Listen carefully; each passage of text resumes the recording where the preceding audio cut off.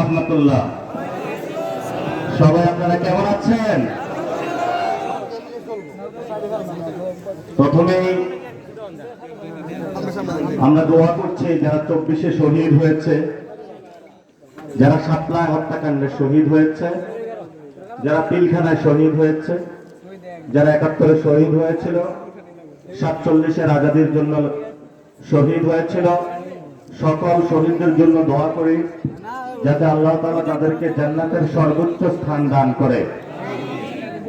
সাথে সাথে এখন অনেক ভাই হাসপাতালে আছে, কারো চোখ নাই, কারো হাত নাই, কারো পা নাই, অনেকে মৃত্যুর সাথে পাঞ্জা লড়ছে, মানে কয়েকদিন পরে মারা যাবে।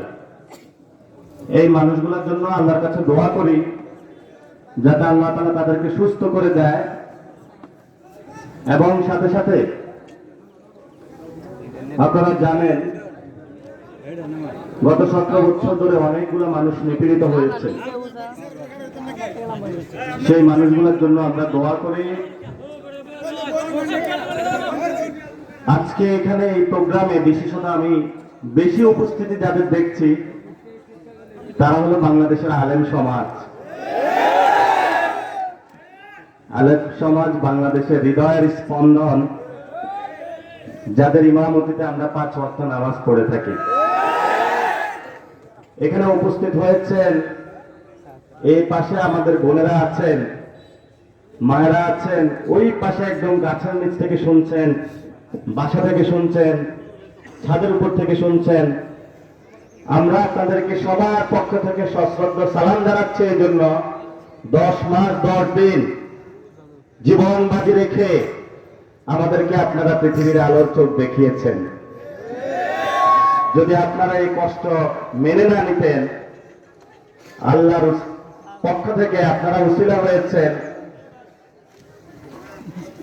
এবং আজকে জন্ম দেওয়ার পরে আপনারা শুধু জন্ম দিয়ে ছেড়ে দেন নাই, একজন মা হিসাবে যতদিন বেঁচে থাকেন ততদিন মায়া মহব্বত দিয়ে আমাদেরকে মহব্বত করে যাচ্ছেন।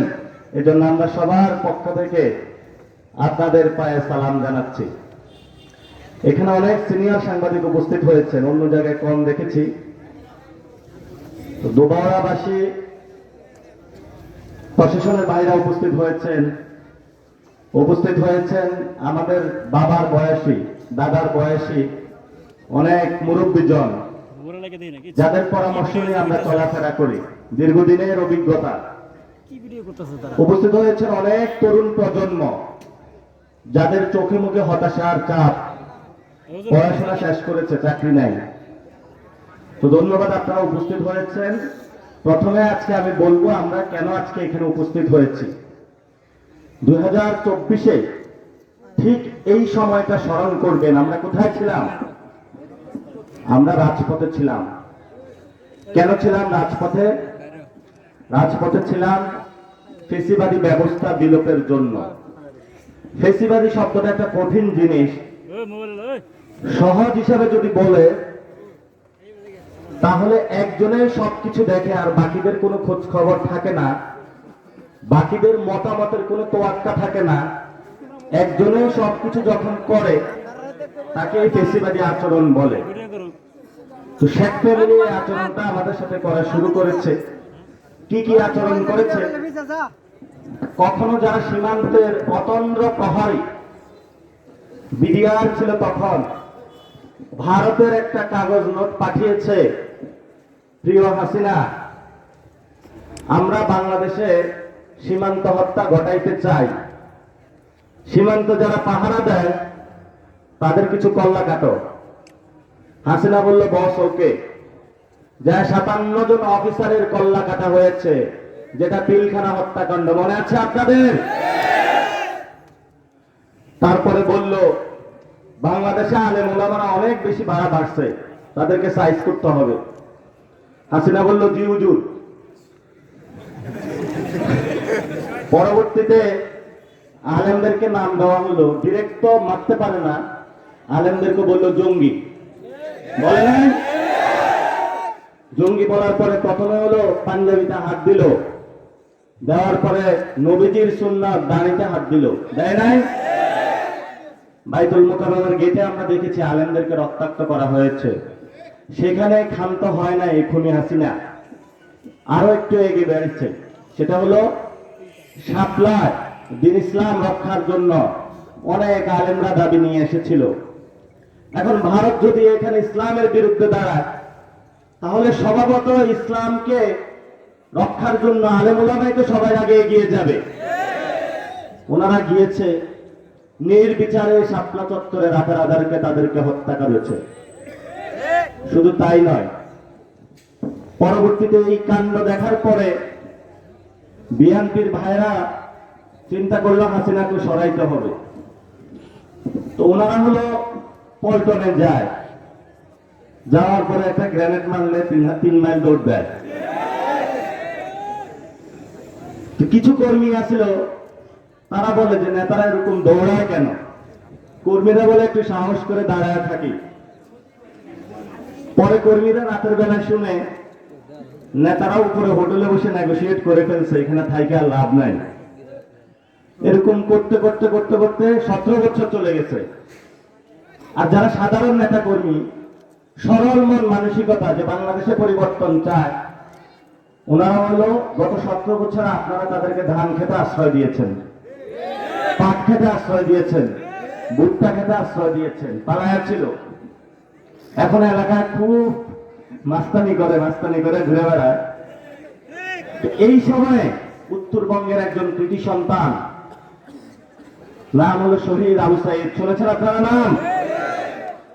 আবু সাইদ দুহাত তুলে দাঁড়িয়ে বলল, আমি ভার্সিটিতে পড়াশোনা করেছি, আমার বাবা একজন কৃষক, আমরা আবু সাইদের ঘরে গিয়েছিলাম, এখনো টিনের ঘর, খুবই গরিব মানুষ। ছেলেকে পড়াশোনা করাইছে একটা ভার্সিটিতে, বেগম রোকেয়াতে। ছেলে খুব ভালো মতন পড়াশোনা করেছে, চাকরির দিতে গিয়েছে, চাকরির পরীক্ষা দিয়েছে। পরীক্ষা দেওয়ার পরে রেজাল্ট আসে না। আবু সাইদের বাবা ফোন দেয় ছেলেকে, কি ছেলে পাস করেছ? ছেলে বলে পরীক্ষা দিই, কিন্তু পরীক্ষার রেজাল্টের কোথাও আমার প্লেসমেন্ট আসে না, পরীক্ষা তো আমি ভালো দিই। কয়েকদিন পরে আবু সাইদ খোঁজ পায় যে বাংলাদেশে হলে পরীক্ষা দিয়ে চাকরি পাওয়া যায় না, চাকরি পাইতে হলে তৎকালীন সময়ে ছাত্রলীগ যুবলীগ করতে হইতো। আবু সাইদের হলো রক্ত গরম হয়ে গিয়েছে। এই কেমন দেশ, যেই দেশে হলো 5 বছর কোন বাবা সন্তানকে ধান বিক্রি করে গোলায় পড়াশোনা করায়, দোকানে মেডিসিন কিনতে যায়, প্রিয় বাবা মেডিসিন না করে পকেটে টাকা নিয়ে এসে ঢাকায় পাঠিয়ে দেয়, ছেলে তুমি ভালো মতন পড়াশোনা করবা। মা হলো আরেকজনের বাসায় কাজ করে, 3 বেলার জায়গায় 2 বেলা খায়, সন্তানকে টাকা পাঠিয়ে দেয়, সন্তান পড়াশোনা করে। মা চিন্তা করছে একটু কষ্ট করি, একটা সময় আসবে এই সন্তান আমাকে টাকা পাঠাবে, জীবনে পড়তে পারি না, একটা নতুন শাড়ি কিনে পরবো, মেডিসিন কিনবো, ঘর ভেঙে গিয়েছে ঘরটা গড়ে তুলবো। সে আবু সাইদের চাকরি হয় না।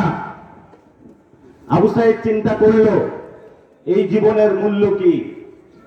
যদি আমার জীবনের বিনিময়ে বাংলাদেশের সকল তরুণ প্রজন্ম 18 কোটি মানুষ রক্ষা পায়, তাহলে আমার এই জীবন দেখে লাভ দেয়, আমি হলে এই জীবন রাজপথে বিলিয়ে দিব।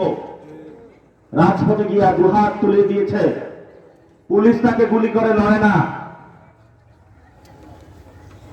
অনেক তখন তাকে বলল পাগল নাকি সে? গুলি খাইতে খাইতে অস্ত্রের মুখে, গুলির মুখে ঢলে পড়ল, শহীদ হয়ে গেল। পুরা বাংলাদেশের ছাত্র সমাজ নতুন করে জেগে উঠল, আমাদের জন্য আবু সাইদ রক্ত দিয়েছে, আমরা কেন ঘরে বসে থাকবো? চল সবাই পড়ার টেবিল ছড়ে রাজপথে যাই।